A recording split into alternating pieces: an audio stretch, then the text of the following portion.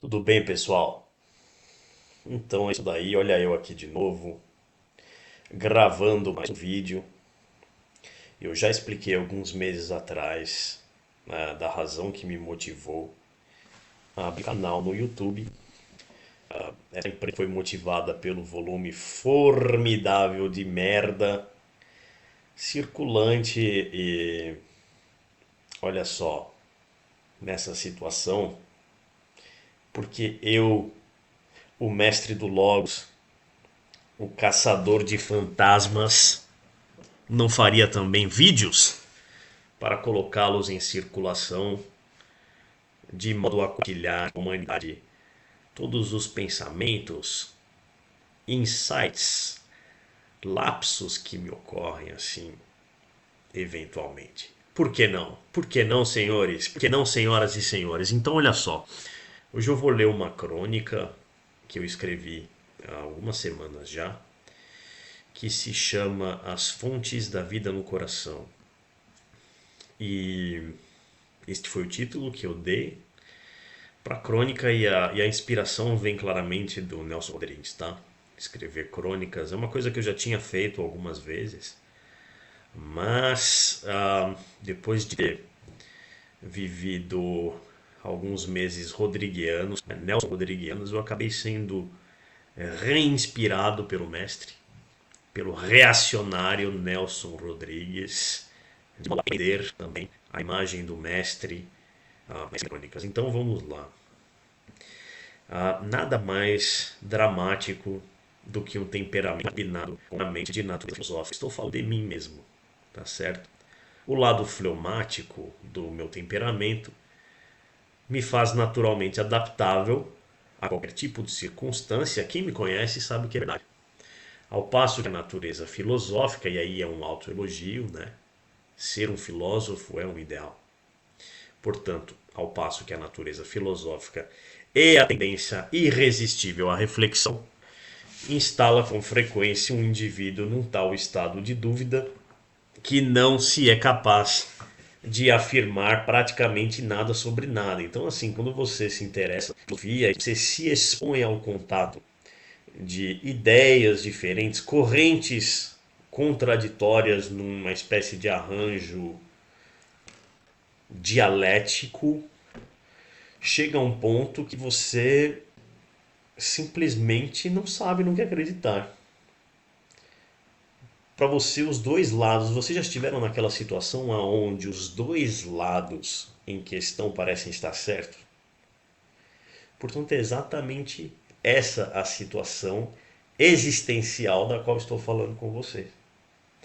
Após a análise de algumas dezenas de fenômenos, todos eles investidos de algum tipo de contradição dialética, eu acabo chegando à conclusão de que os dois termos opostos são igualmente válidos e pode ser um problema na medida em que você pode se instalar num processo de dúvida, né? Agora, esse processo é interessante. Leibniz, que segundo o professor Carvalho foi o homem mais inteligente que já viveu na Europa, dizia que o indivíduo mais inteligente seria aquele que se expôsse, que se expôsse ao maior número de imagens diferentes. Então, o fato de expor-se a ideias diferentes, o hábito stavilanskiano, Stanislavski, né, que é o cara do teatro, que dizia que você precisa se deixar penetrar pela obra, você precisa contemplar amorosamente a obra que você está analisando, é uma coisa que aumenta a sua inteligência. Mas, por outro lado, pode te instalar num estado de dúvida permanente. Então, cada problema, cada disputa produz na sua mente dezenas de argumentos a favor e dezenas de outros contra para cada um dos lados em jogo. Por que estou falando isso? Sim, acabei de me lembrar. É porque gostaria de dizer algo sobre a importância do nosso coração, sobre o fato de que ele não se limita ao órgão de carne disposto ao centro do nosso peito, levemente destacado para o lado esquerdo. No coração residem as fontes da vida, já dizia o sábio Salomão. O fato é que recentemente tive uma espécie de encontro com ele, o meu coração. Foi como se depois de anos de elucubrações, estudos em sua vida, ele tivesse decidido se apresentar para mim, dotado de personalidade e com o objetivo de estabelecer um diálogo. Portanto, o meu coração me disse: Olá, Eric, prazer, eu sou o seu coração. Foi o que ele me sussurrou enquanto eu tomava banho. By the way, pensar enquanto se toma banho é um dos grandes prazeres da vida. Fecha parênteses. E esse coração me convenceu de que eu deveria lutar mais pelas coisas que eu amo, ao invés de simplesmente me adaptar às circunstâncias. Parênteses. Falo jus à descrição que fiz no primeiro parágrafo, a saber, quando mencionava os desafios de ser dotado de uma natureza pessoal. É o seguinte: você pode se abrir várias ideias e se instalar de dúvida permanente, mas isso faz mal para o seu coração, tá certo? Existe algo que é ainda mais profundo do que o enriquecimento da sua imaginação, que é a sua vontade, o seu desejo profundo.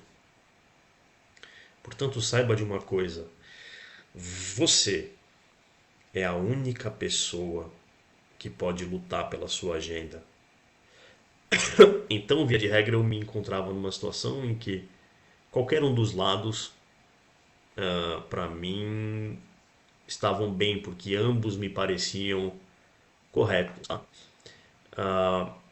Mas você precisa colocar a questão: quando você está diante desse dilema, você precisa se colocar a questão, mas o que eu quero fazer?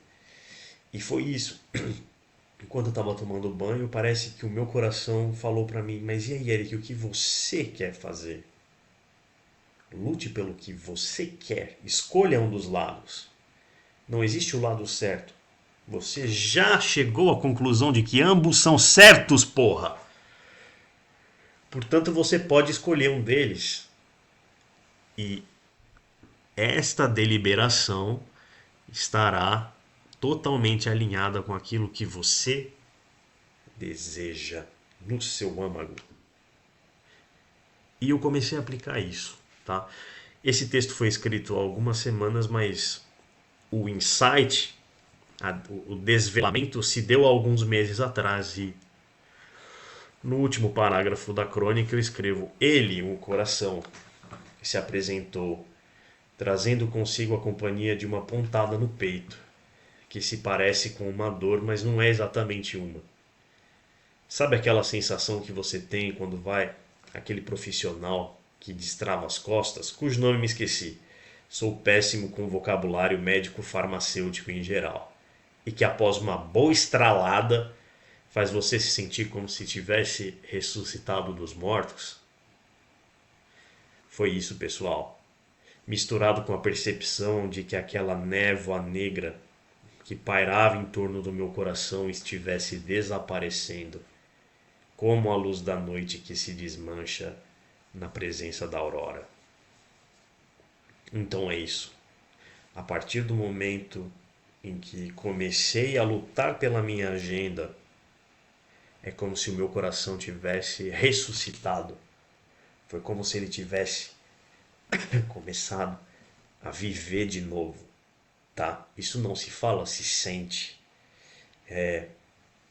Portanto, lute por aquilo que você quer. Mesmo que você não consiga, lute. Argumente uma vez.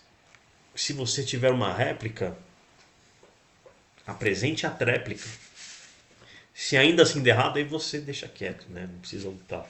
Mas tenta, pelo menos 2, 3 vezes, implementar a sua agenda. Fazer as suas vontades. Tá certo? Um abraço para todos.